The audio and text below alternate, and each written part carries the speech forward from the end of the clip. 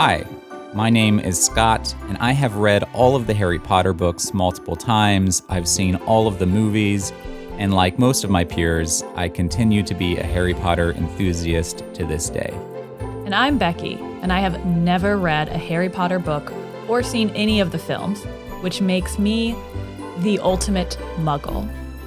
Join us as we make our way through each book, section by section, where Becki will make predictions about what she thinks will happen next. And Scott will try to convince me why it's a good series, worth reading, and maybe even worth loving.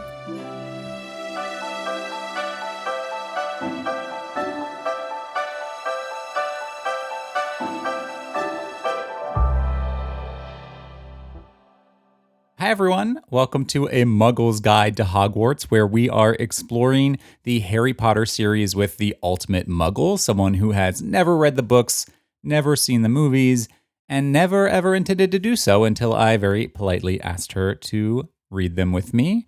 And she's right here, Becki. Hi, it's me. That's her, the ultimate Muggle. We are going through Harry Potter and the Chamber of Secrets now, and we're almost done. Crazy. We are so close. This is our last prediction episode. Right. And then next episode is our last one for the book. Yeah, These books, they go by pretty fast. Yeah, huh? they do. Yeah. Yeah. And the chapters are kind of long.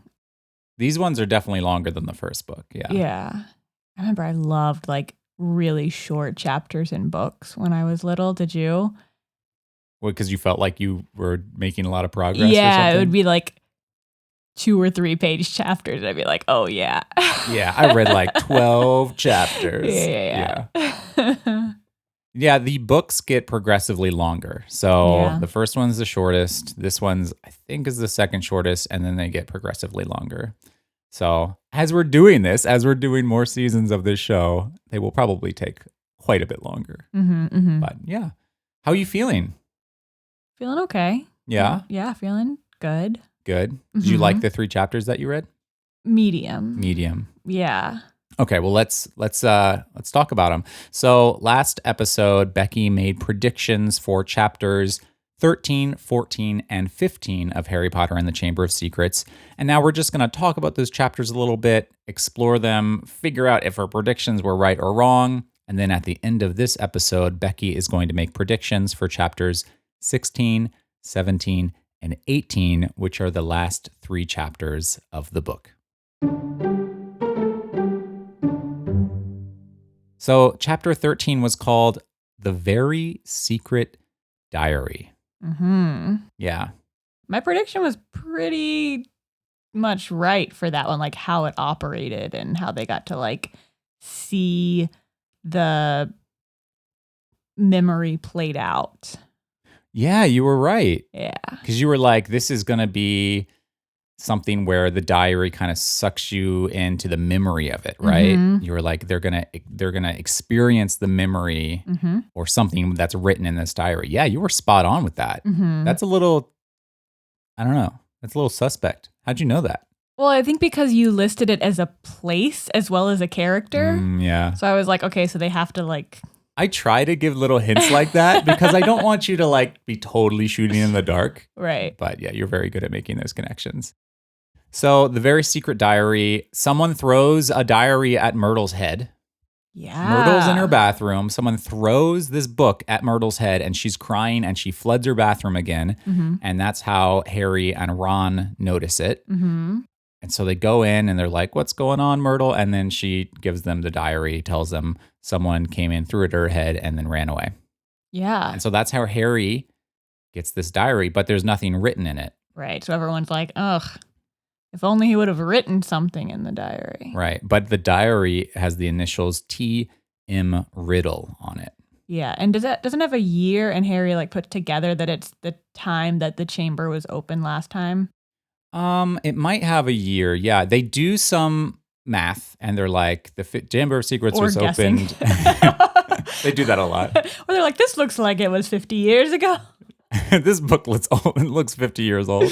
Yeah. No, I think it had a year written on it, or maybe the dates on the pages, even though they were empty. Yeah. But they do make connections between the diary and like other things they have learned in the book very quickly. Yes. Because at the beginning of the book, they have detention, right, for flying the car into the Whomping Willow. And Ron's detention is to clean the trophy room. And he like polishes the trophy that is, it's like, it's T.M. Riddle's trophy. Yeah.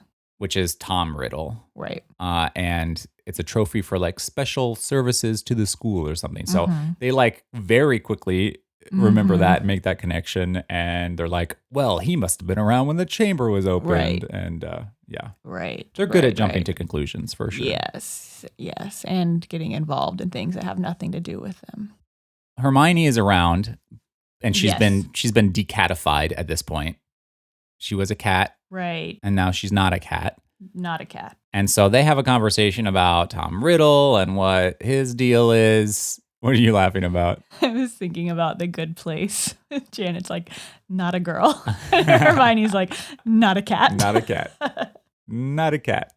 Basically, in this chapter, that's pretty much all that happens, except we learn more about the diary. So, like, there haven't been a lot of attacks lately. After Justin Fletchley and Nearly Headless Nick were petrified, everyone's like, oh, no big deal.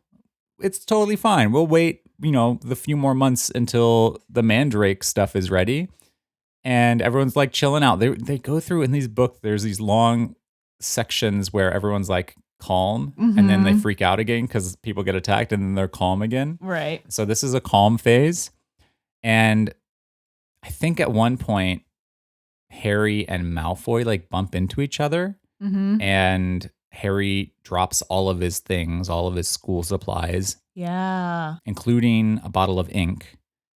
And the bottle of ink goes over all of his stuff, including the diary itself. Yeah. And then that's how Harry discovers that it's a magical diary. Right. Right. And he figures out how to get into it. Yeah. And then in the diary memory, we see young Dumbledore and we see young Hagrid. And it looks like Hagrid was the one that opened the Chamber of Secrets, which is like, whoa. Because Hagrid has some like monster or something. Yeah. And Tom Riddle's like, you have a monster. I don't think you ever meant for it to kill somebody, but it did. And now you got to turn yourself in, or I'm going to turn you in. And we have to like kill the creature. Something like that. Yeah. And then Harry starts putting it together like, oh, yeah, I did see him in Nocturne Alley and this and that and the other, but it can't be him. Didn't you, like a long time ago, weren't you suspicious of Hagrid having like doing something more than just being a buffoon? Didn't you always think that he was like... Yes, but I don't think it's nefarious. Like, I don't think he's evil or has evil intent. I think he might just be like, there's a little more to his story. It's a little more complicated and he might be like caught up in something, but I don't think that Hagrid is evil. So you never thought that he was doing evil things. No. You just thought that his backstory is a little bit more complicated than what we know right now. Yeah. Okay, fair enough. Yeah, so what do you think about that? What do you think of Hagrid as the evil guy, as the heir of Slytherin? I mean, I think it's pretty obvious that it's not going to stick. You don't think so? What? I don't think so. Yeah, I mean, some of the things kind of line up because he likes to take care of creatures and because he got kicked out of the school and his privileges were taken away. But Dumbledore trusts him completely. And they can't have us, like, not trusting Dumbledore. Yeah. This is kind of the big reveal of how Hagrid got expelled. Because they, that's even brought up in the first book. Yeah. Is Hagrid talks about, I was expelled and I'm not allowed to use magic anymore. And Hagrid asks him, he was like, wow, how did you get expelled? What did you do? Harry asks. Yeah, Harry asks Hagrid, how did you get expelled? And Hagrid just kind of ignores the question. So it is interesting that she's bringing that back into the story and revealing like it was a significant thing that got him completely expelled from Hogwarts. Yeah, but you don't think it's him. I don't. Because Dumbledore trusts him. And it's just too far of a reach. Yeah. Yeah. Okay. And that's pretty much this chapter is he has this conversation with Tom Riddle in the book, and he shows him kind of what he knows about the Chamber of Secrets and reveals that he was the one that turned Hagrid in for releasing the monster. So the next chapter is called Cornelius Fudge. Do you know who Cornelius Fudge is? I give it away, I guess, in the...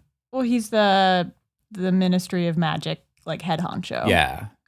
I don't know if he's mentioned maybe a few other times in the book, but this is the first time I think that we're meeting him. Yeah. Is in this chapter. I feel like they were trying to do like a Willy Wonka thing with him, which is also very weird because his name is Cornelius Fudge. Why do you say that? Oh, do you want to listen to his costume description? Yeah, read it for us. Okay. The stranger had rumpled gray hair and an anxious expression and was wearing a strange mixture of clothes, a pinstriped suit, a scarlet tie, a long black cloak, and pointed purple boots. Under his arm, he carried a lime green bowler. If that's not some Willy Wonka shit, I don't know what it is. Yeah, that is pretty goofy. Like, if I was to sketch that out, you'd be like, oh, Willy Wonka. Yeah, probably. Like a slightly more like maybe like a anxious Willy Wonka. But anyway, no, you're right. That's pretty Willy Wonka. I just thought it was pretty funny that his name is also Fudge, and they described him like this. Yeah, I don't know. There's also, this is a little off topic. I'm sorry, but do you find correlations between like Dobby and Smeagol from Lord of the Rings? Whoa. Like the self-hatred creature talks kind of crazy, nonsensy, choppy sentences. No? I mean, yeah, there are some similarities. They're both like kind of small, oppressed creatures in their own way. Mm-hmm. I think Smeagol is a much more complicated character than Dobby. Mm-hmm. But there are definitely similarities for sure. Oh, and then there was another Lord of the Rings like correlation that I thought was like, is she doing this on purpose? Like, what was the other one? I can't remember. Oh, yeah. Oh, Aragog. Oh, the giant spider. Yeah, the giant spider. Yeah, Aragog and Shelob. Yeah, I don't know. I think for that one, we can just write it off as like giant spiders are kind of like a fantastical thing that make their way into a lot of fantasy stories. And you know, it's living in the Forbidden Forest, which is supposed to house all these really strange and scary creatures. It could have been anything real or mythical, and it's a giant spider. Yeah. But I don't know. I wouldn't. Okay. I like your connection between Dobby and Dobby and Smeagol more than Shelob and Aragog, because giant spiders are just, it's like a fantasy trope. They're in everything. What else are they in? I don't know, like lots of different fantasy stories have giant spiders. I don't know any other ones. Well, fine.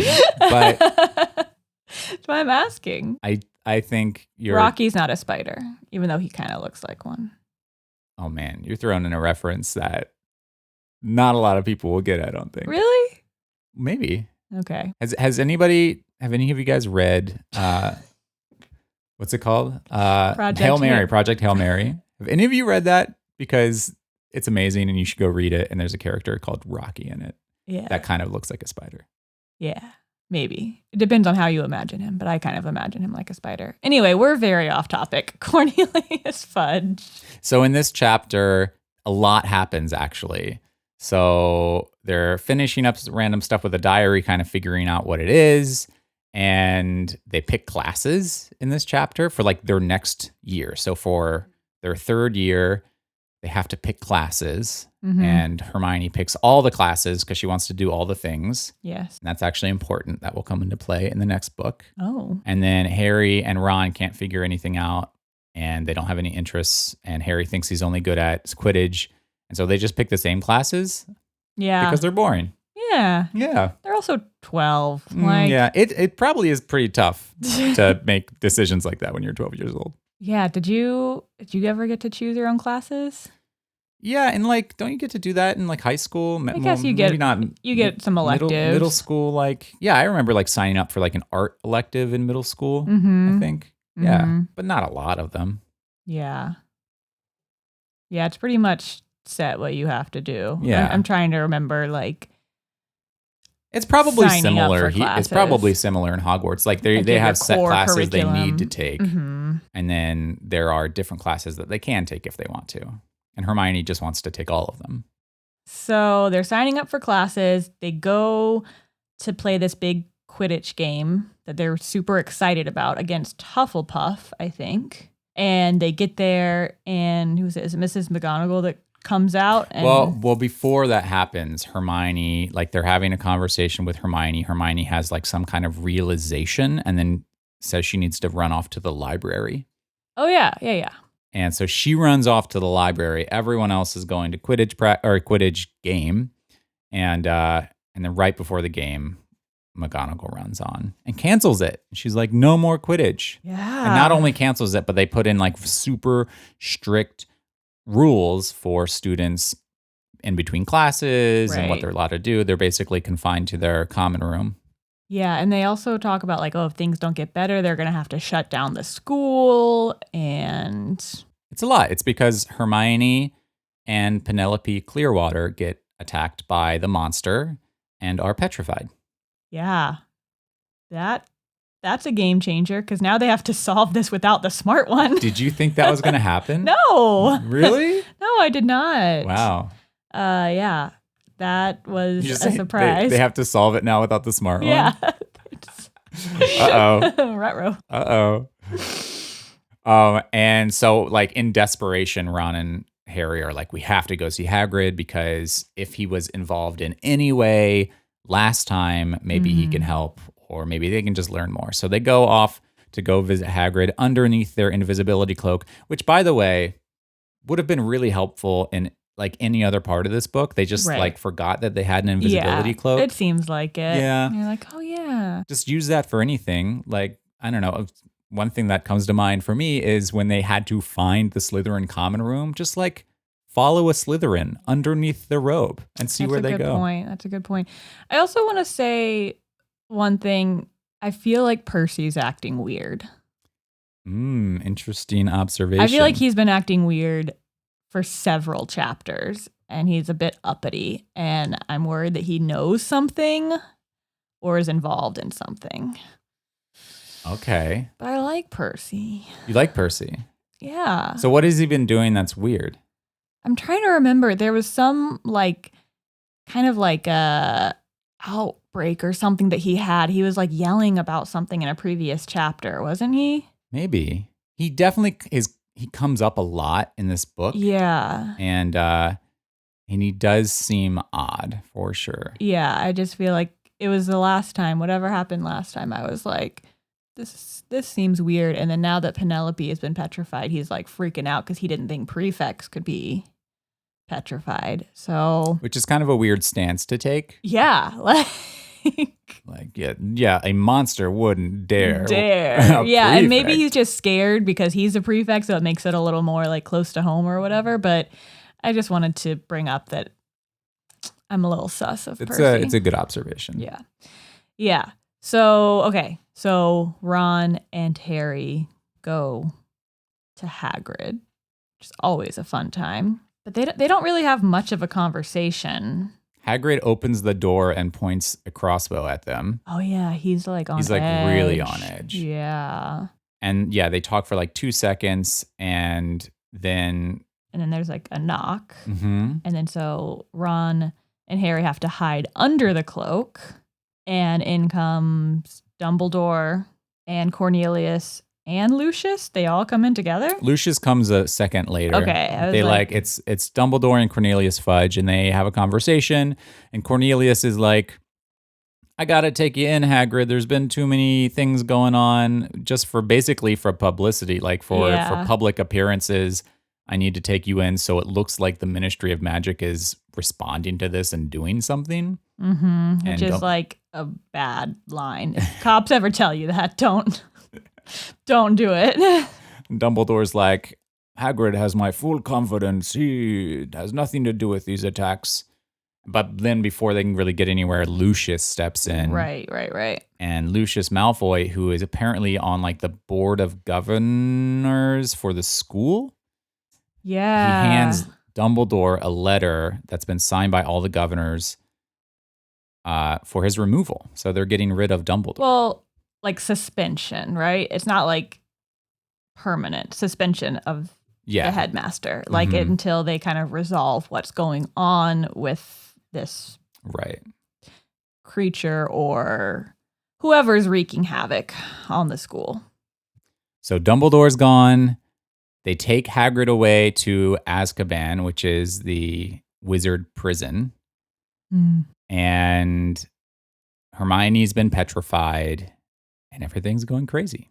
Yeah. And then, much. Oh, but so there's definitely a moment when Ron and Harry are hiding that Dumbledore kind of sort of seems to see them or at least know that they're there. Mm-hmm. So that I think is somewhat significant, but most significant is like Hagrid on his way out the door is like, if anyone wanted to find anything, follow the spiders. And everyone's just like, weird, but okay.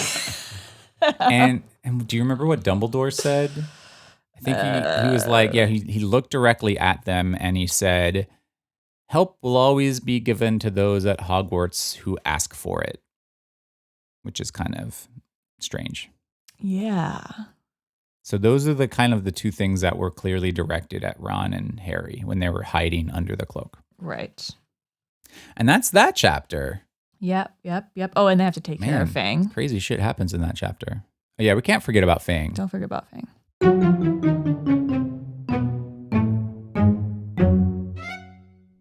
And then we get to Aragog. Yeah, I didn't get a chance to read this chapter this week, but you did. And I know you have some feelings on it. Yeah. So I was right. Aragog is a creature, but it was not a phoenix. It was. I thought the phoenix idea was so cool. if Aragog was a giant phoenix, and I agree, I think Aragog is a cool name for a phoenix too. Yeah, I thought so. That was a really good idea. I like that. I thought so. So they follow the spiders. They take Fang with them to the Forbidden Forest, which is a super scary place, and they almost died last time they were in it. So I don't know why they would go was back. There. Yeah.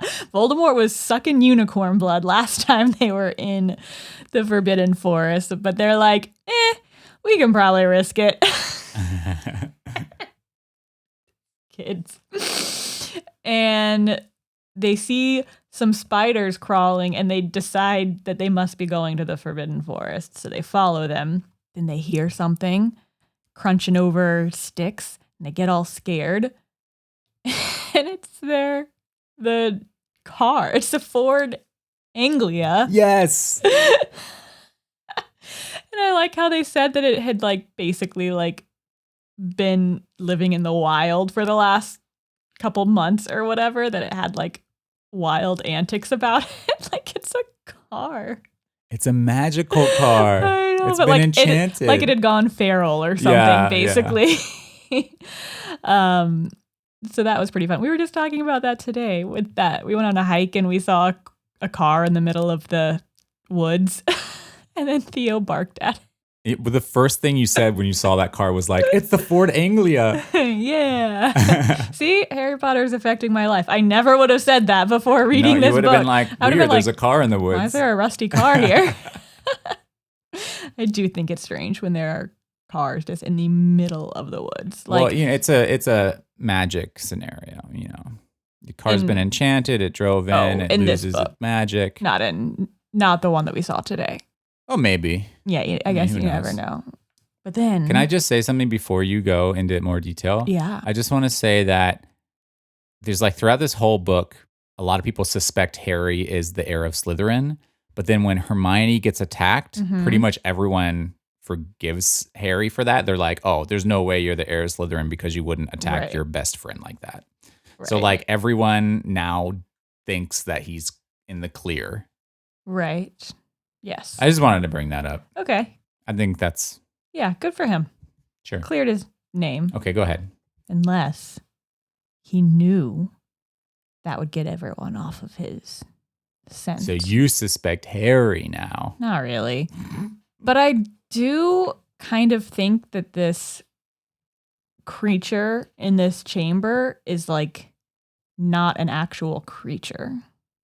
I don't think it's like a fluffy situation. I feel like it might be like a more conceptual creature, if that makes sense. Mm-hmm. So you think it's like an idea that, or just a story that kind of came out of some history. And what do you think it is? I'm trying to figure out how to describe it.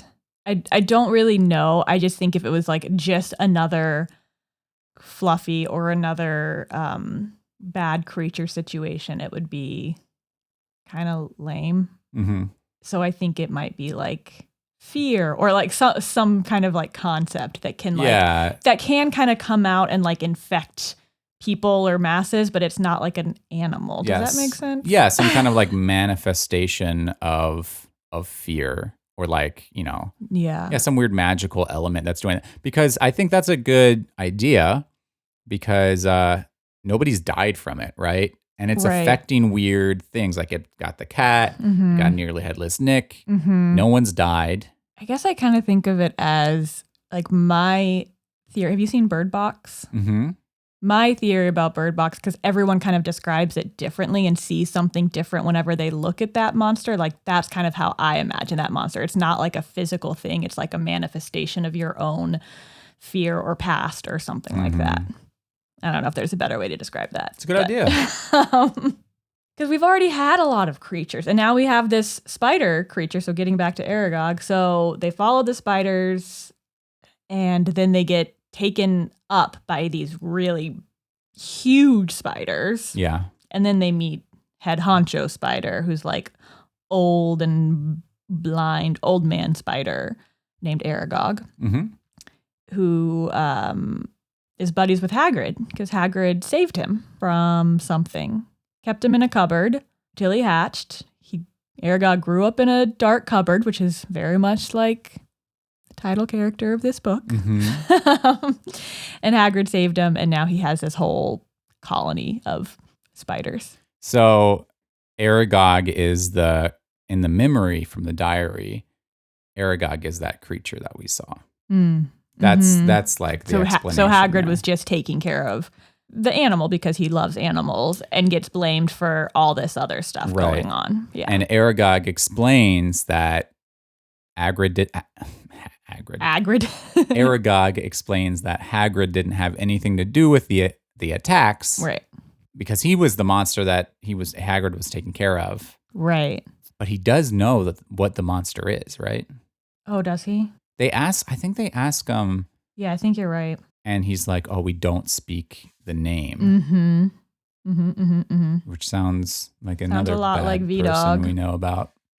Sounds a lot like V-Dog, which is kind of like what I was saying. He's more of like, he's not really a physical being at this point in time. Yeah, he's still floating around there somewhere, obviously, but interesting. And this chapter ends with Aragog. Well, the car saves him. Well, before that, they ask about what was going on, and then Aragog explains that Aragog was blamed for killing a girl who died in a bathroom. Yes. Yeah. That's the big reveal. And then we think that Aragog is going to like be nice to Ron and Harry because of their relationship with Hagrid, and then he's just like, yeah, I don't really care. Eat them. And then the Ford has to come save them from peril. Yeah, saves them, drives them out, and they're good to go. Yeah. And then they're like, oh my goodness, this girl died in the bathroom. I know who it is. Yeah. That's kind of intriguing. Did you think that? Did you make that connection? Kind of. I knew that she had to be connected to the story somehow, to the past somehow. I don't know that I necessarily thought she was the one that was killed by this creature before, but so that makes sense that she's kind of trapped in whatever like emotional state she was in, and she's trapped in this bathroom, and so now they're gonna have to go like ask her about it. Yeah that's pretty much where it ends. Yeah, those were those 3 chapters. Oh, I do have a question about Aragog. Harry and Aragog are talking for a long time, and Ron is there. Can Ron understand? It seems like Ron can understand, but I thought Parseltongue is... Parseltongue is not spider language. It's only snake? It's only snake language. Oh, okay. I thought talking to animals in general. I don't think so. I think Aragog knows how to speak English. Do you think Aragog has a British accent? Obviously, he's a British spider, Right. so yeah. He probably has totally. a monocle too. Yeah, he's just like speaking normal English to them, so they totally get it. But Ron, I was just confused because Ron never actually says anything, but he's like, Harry doesn't have to explain anything to him later. So I'm like, but I thought talking to animals at all was bad. They don't really address talking to other animals, but it's just kind of assumed that he can hear, like that both Ron and Harry can hear and understand Aragog. That is weird. Yeah, it's a bit weird.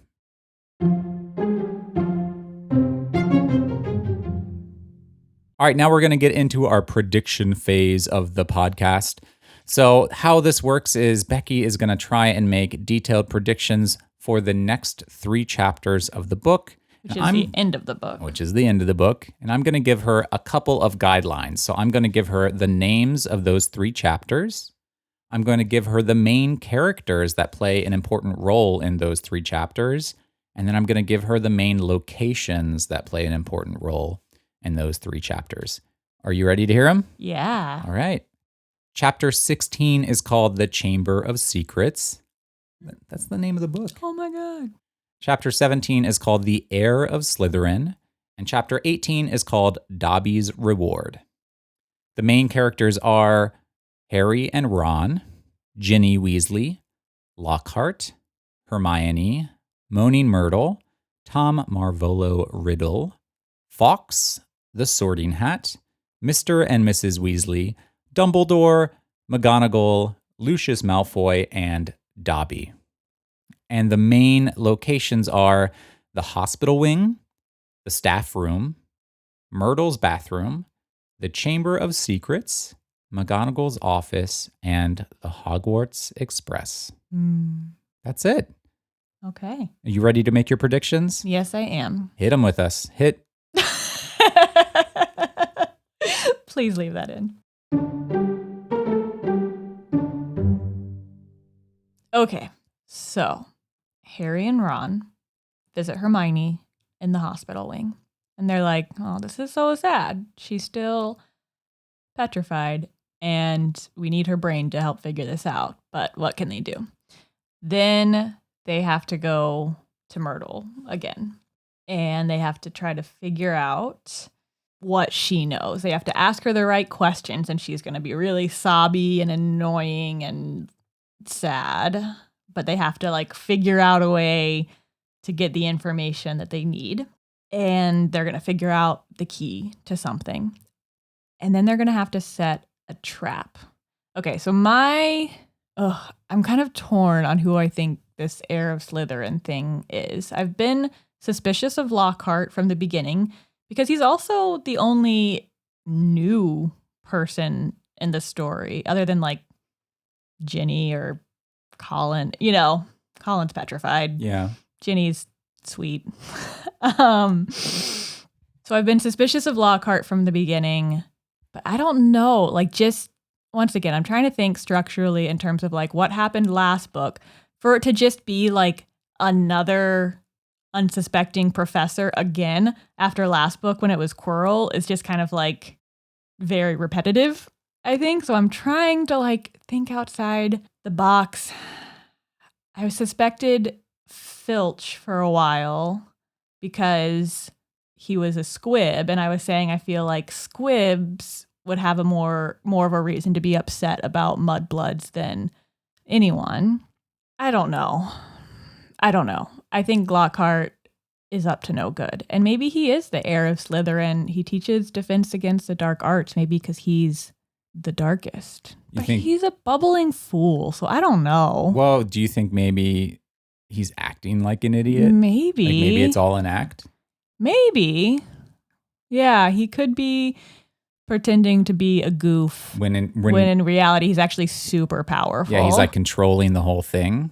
Yeah, I think that is a possibility. I'm just annoyed if it's the same thing as they did last book, but yeah, I get it. So I felt like that for a while. So then they have to set a trap. Like Ron and Harry are going to have to figure out how to set this trap to catch this person, maybe Lockhart in the act, maybe going to the chamber or trap him in the chamber. I don't know. They're going to have to figure it out. I already talked about how I think that maybe it's not like a physical beast. It could be our good buddy V-Dog, which we haven't really heard very much about at all this whole book. It could be him kind of like taking on some kind of form. Yeah, I feel like he has to come back into play because he's like the major villain of this whole series. So to go a whole book without having him come up, I think would be kind of weird. But he's not on your list of characters, so I'm confused. He hasn't been mentioned at all this entire story. Yeah. Strange. Okay. They set a trap. They try to catch this person in the act. Things go awry. They have to figure out where the chamber is.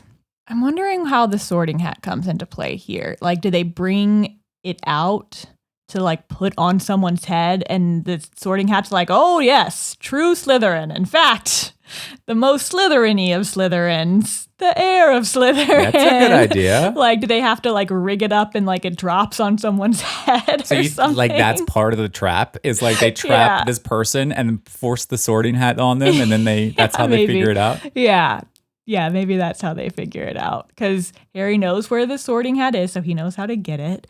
And maybe they use that to like prove to everyone that this person may be Lockhart. We'll just go with that theory because I don't think he's supposed to be a Slytherin in this. Isn't he supposed to be a Gryffindor or something? Or Lockhart? A Hufflepuff? I don't think it's ever revealed. So maybe they implement the sorting hat as a way to reveal to everyone, like whatever. Interesting. I like it. So they do that, and then the mandrakes finally get old enough to make the potion, and everyone gets to wake up, and the bad guy is caught and gone away, and everyone's happy and 1,000,000 points to Gryffindor, and then they're all on the Hogwarts Express on their way back home. Okay, so what happens with Tom Marvolo Riddle, Fawkes? I thought he was dead. I'm just kidding. He's just old. Tom Marvolo Riddle, do you remember who he is? Yeah, he's the diary guy. He's the diary guy. Fawkes, do you remember who Fawkes is? No. That's the Phoenix. That's in Dumbledore's office. And then what happens with Dobby at the end? Okay.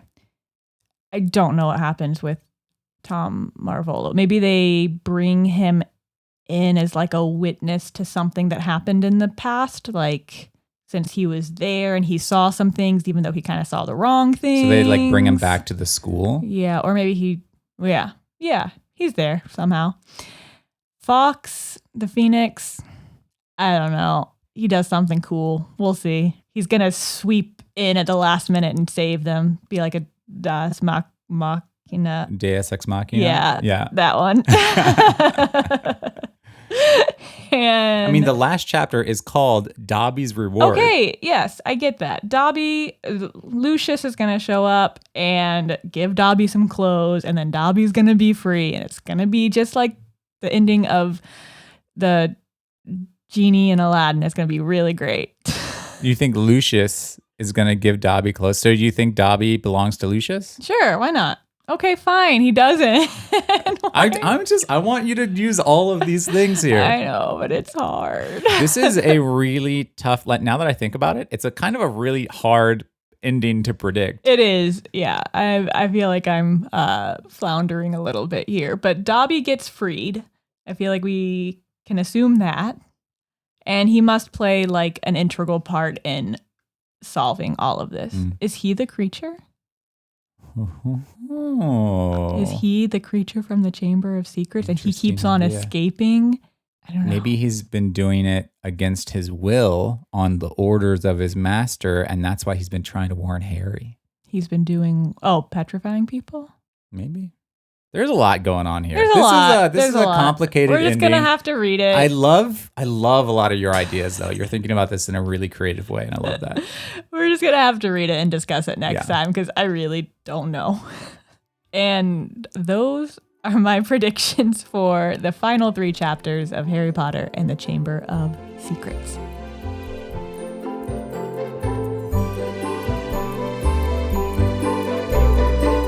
Thanks for making those predictions, Becki. We are going to go read the books. Well, we're going to go read those 3 chapters. I'm reading all the books. We're going to read all the books. We're going to go read those 3 chapters, and we will be back next week with the final episode of season 2, where we can actually see what the hell happened and see if Becki was right or wrong, and also really dive into the book as a whole and see what Becki thought about it. Maybe she's more of a Harry Potter fan now. Or maybe she hates it more. We're going to find out. So, yeah, and next episode, since we don't have any predictions to do, we're going to try to do something fun or interesting relating to Harry Potter. As we said before, if anyone has any like fun ideas, fun quizzes or games or something we could play, send them to us and we'll think about it. Yeah. Go follow us on Instagram at Muggles Guide Podcast. Go follow us on Twitter at Muggles Guide. Check out our website, mugglesguide.com. And we are really looking forward to finishing this season up, finishing strong. Thank you for all of your support. Thanks for listening. And we're going to catch you guys next time. Bye. Bye.